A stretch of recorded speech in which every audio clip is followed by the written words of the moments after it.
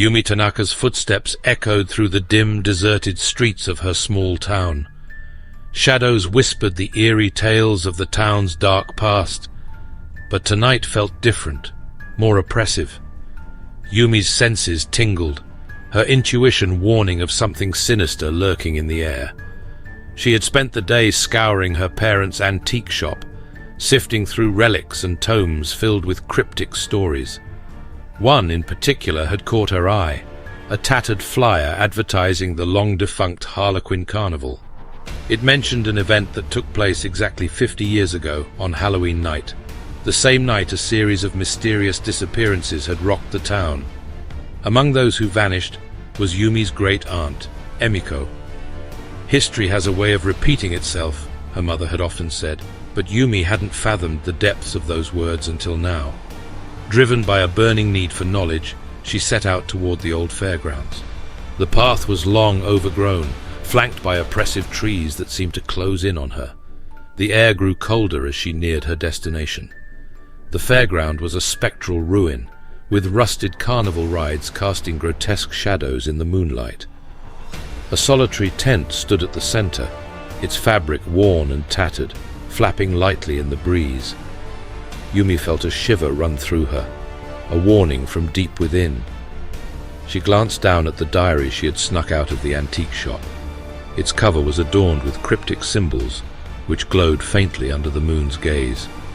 She hesitated at the tent's entrance, her breath catching in her throat. She could almost feel the malevolent eyes watching her. Steeling her nerves, Yumi stepped inside. The scent of decay hit her senses, nearly overwhelming her. The tent was cluttered with remnants of forgotten joy, torn clown costumes, broken balloons, and grotesque masks. As she wandered deeper, she noticed a makeshift stage at the far end. On it stood a lone figure, its back turned toward her. "Hello?" Yumi called, her voice trembling. The figure moved, turning slowly to reveal a clown with a face frozen in a perpetual grin. Its eyes glinted with a malevolence that made Yumi's blood run cold.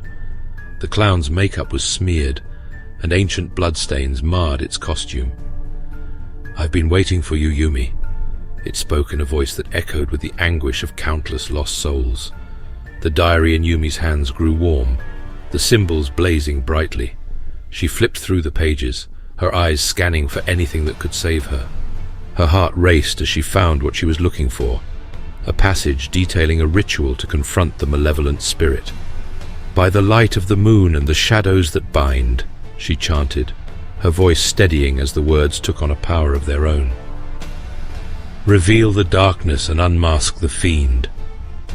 The clown's laughter filled the tent, the sound warping and distorting as it lunged for her.